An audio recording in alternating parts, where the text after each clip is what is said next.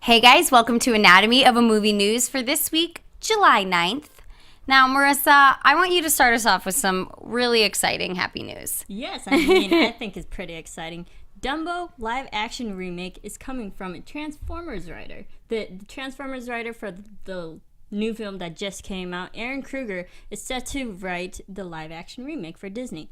And he'll be producing the film with Justin Springer, who's known for Tron Legacy and, Oblivion and whatnot. And because Dumbo, the animated film, is one of Disney's shortest animated films, they're actually planning on writing in a unique family story to add to the padding of the time to make up for it.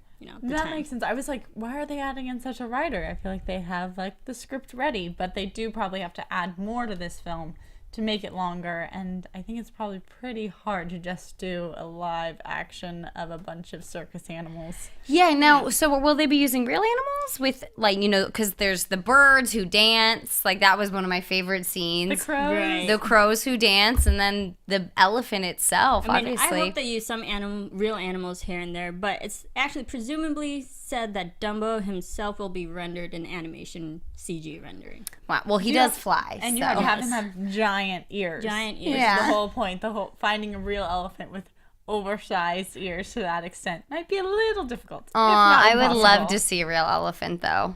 Yeah, I'm excited to look forward to that. I mean, it's a great movie, and Disney already have Cinderella, Jungle Book, and Beauty and the Beast coming out with and animals in that film, and then now Dumbo is added to the list. All right. Well, speaking of kind of Disney-related topics, a retired Disney animator, very famous, Glenn Cline, he did Ariel, Aladdin, The Beast, just a legend. The classics. Exactly. Legend in the Disney Corporation.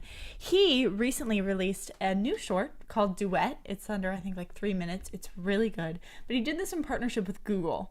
So Google is doing it's its third in its spotlight stories, and they're designed to explore the possibilities of interactive animation for mobile devices. So they're doing all these things to draw attention to it. Basically, Google has said that they want to revolutionize the film festival as a film festival in your pocket. And they're releasing new technologies, a lot of it involved in animation and storytelling. So that's why they got Glenn on board to do this fantastic short. I highly recommend you watch it. It's beautiful. Oh, we'll definitely have to check that out. It's called Duet. And check it out on my phone. Yeah, exactly. Now, on to a little bit more serious film news. We're going to go back to the Sarah Jones story a little bit. And the director and producers have now been charged in Georgia with involuntary manslaughter.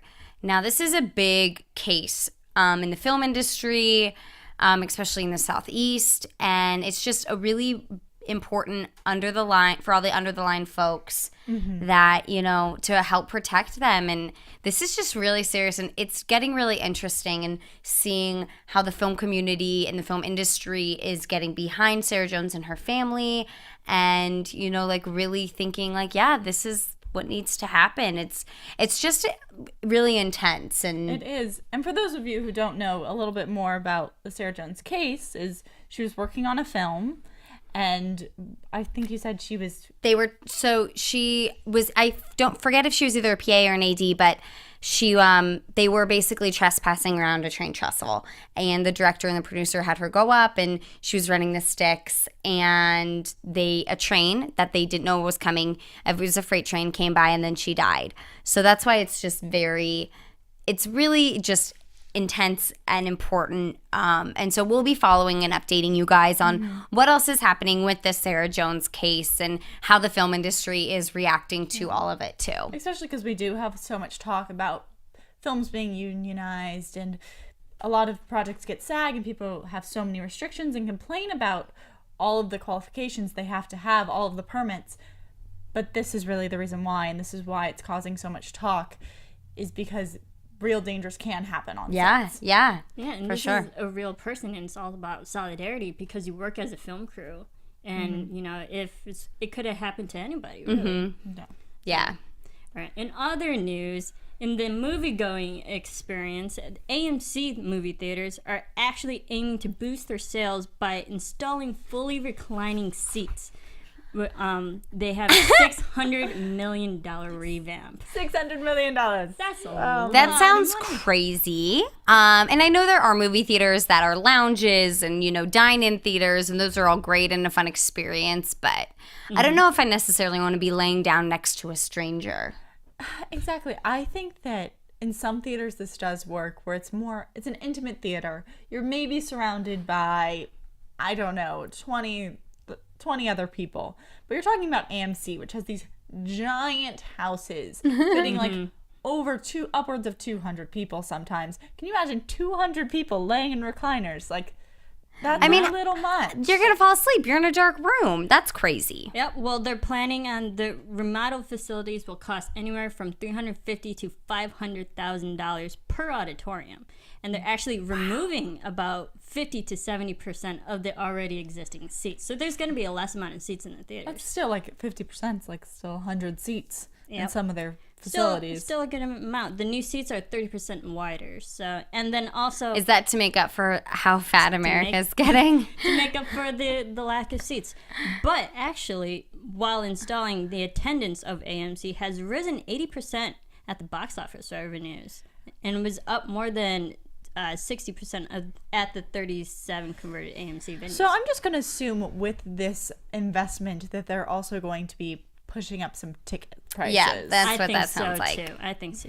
And that I just want some options. Sometimes Yeah. I want to go see a movie for like $7. I don't always want to pay like $22. No, Yeah, not and at all. Some of the theaters will actually have a full dine-in facilities as well. So, if you're going I guess they're trying to make a night out compete of it. with the more niche movie type theaters, which I get, but we'll see how it goes in the long term. I'm sure people are trying it out, but it doesn't seem sustainable over the long term. But something that is sustainable and exciting for all of us here at Anatomy of a Movie is that our mama and papa, Maria Menounos and Kevin Undergaro, have formed a movie podcast network with the Schmoes Knows. And for those of you big movie fans, Schmoes Knows is an awesome YouTube channel. They've had a podcast for a while, and they've now joined our family. And they are, they're going to be podcasting out of this exact studio, actually. It's very exciting. What's cool about the Schmoes is, they're these two guys, just regular guys, not critics, kind of like us, just fans, talking about movies from like a Schmoes perspective. And so they're going to be coming out with more than just the Schmoes Know show with us, and it's going to be really cool. And we have a special guest, Phil, Phil, you can speak a little bit more about this. Tell us more about what happened in the meeting. Give us an exclusive. Sure. This has been a deal in the works for a long time. I know Kevin Undergaro, Maria Menounos, Christian Harloff, and Mark Ellis had known each other for quite a while back they originally met when we were first promoting Adventures of Serial Buddies. And, Maria had a really great time on the show. And as things developed, we've kept in touch. They went to Maria's party, etc. And where Maria loves movies, Kevin loves movies, and obviously the Schmoes love movies, there just seemed to be a marriage there of like, let's do something and let's really create something special. Because movies are becoming a huge part of culture, and where, podcasting has taken off. There's something in that space that still lacks for movies. And we want to develop that, and we have a slate of shows that we know we can deliver. We're working hard on them. I think, especially now with all the Marvel stuff, the DC stuff, the Star Wars stuff, there's going to be the Guardians of the Galaxy stuff. There's going to be a lot to talk about every week. There's tons from obviously all these blockbusters to the indie movies. So now more than ever, there's a culture of movies that deserves to be talked about, and the Schmoes and us are partnering to deliver that to you guys. Cool. Can't Awesome. wait to see them. Yeah, it's going to be great. Speaking to movie lovers, Yeah? if you can't get enough movies and you have to watch them all day long, every day, I've got a movie for you. Uh-oh. The longest film ever made. It isn't out yet. What has been released is the 72-minute teaser. Yep. What? Teaser. 72-minute teaser. So normally you're like, 2-minute trailers. This is a 72-minute teaser. It's coming from Swedish artist Anders, I'm sorry if I mispronounced this, Weberg, who hopes to accomplish, it's called ambiance. It's 720 hours experimental How many film. days is that? Goodness. I'm pretty sure it's about a month or something. Okay, good. Basically, it's expecting a 2020 release, so he's letting go these teasers bit by bit. This teaser is only available online till July 20th, so you gotta watch it now. Okay. And the eventual full-length film is supposedly will only be shown in its full length on a single occasion, synchronized in all the continents of the world, and then destroyed. What? What? Yes, so it is quite the mess. So you can't even buy this film. Not on how they're planning it. That seems It's a silly. once-in-a-lifetime opportunity. So it won't do well in the box office, I'm guessing. AMC's You can not buy releasing tickets. it. We will see, but it is 720 hours if you want to get a taste of it. 72-minute You know what? I'm trailer. going to go to that AMC theater where the seats recline so I can nap and then sit up and watch it when I wake up and then go to bed. If, You'd have to have like a revolving ticket. Just to let you come and go, like as you need to like eat or go to work. Yeah, and then come back in. Exactly. It's That like sounds your fine. thriller movie. Exactly. Speaking of box office, this week, Transformers Age of Extinction is still number 1, Tammy number 2, 22 Jump Street number 3, Deliver Us from Evil 4, How to Train Your Dragon 2 is 5. But now, as we know, in the summer box office, anything can happen. And this week, we have 2 movies coming out with very, very high Rotten Tomato ratings.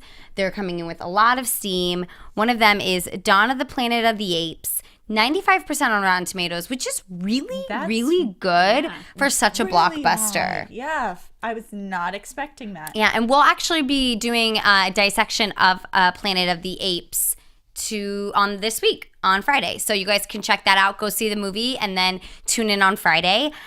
One film that I'm really excited about is Boyhood. It has 100% on Rotten Tomatoes. I don't know if I've ever seen that, but I think That's I fair. have, but sometimes it goes down after it's actually after come it comes out. out. Well, So I this want one to see if this will stick. Yeah, this one has a lot of buzz behind it. Richard Linklater wrote a film about a 6-year-old boy, and it was filmed over a period of 12 years. Same boy, same family. Ethan Hawke is in it. It's a great cast, and the film has never been made like this before. So it's really exciting. It's going to be really cool to watch the same actor grow up on film. I think the only time we've ever really seen something like that is in TV. When a TV show is on for 10 years, we really get to see someone grow up. But it'll be awesome to see this in a film and a story catered for this type of filmmaking. I'm so excited to see it. Another film coming out this week that's really exciting is The Class of 92, which is in World Cup glory. It's about the Manchester United team, the one with David Beckham on it. You know, these boys, they were the Class of 92, and they sort of revolutionized soccer and, you know, kind of made everybody supermodels and, you know, just crazy, huge celebrities. And it looks awesome. I mean, all the guys are in it. They're all being interviewed.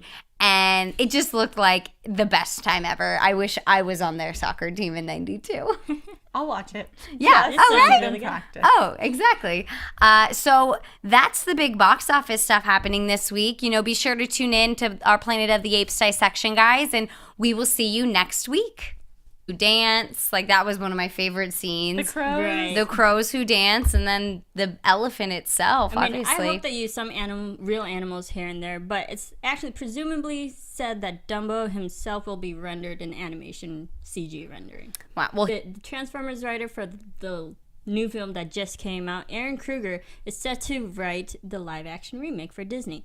And he'll be producing the film with Justin Springer, who's known for Tron Legacy and, you know, Oblivion and whatnot. And because Dumbo, the animated film, is one of Disney's shortest animated films, they're actually planning on writing in a unique family story to add to the padding of the time to make up for, you know, the That time. makes sense. I was like, why are they adding in such a writer? I feel like they have like the script ready, but they do probably have to add more to this film to make it longer. And I think it's probably pretty hard to just do a live action of a bunch of circus animals. yeah, now, so will they be using real animals with, like, you know, because there's the birds who... Hey, guys, welcome to Anatomy of a Movie News for this week, July 9th. Now, Marissa, I want you to start us off with some really exciting happy news. Yes, I mean, I think it's pretty exciting. Dumbo live action remake is coming from a Transformers writer.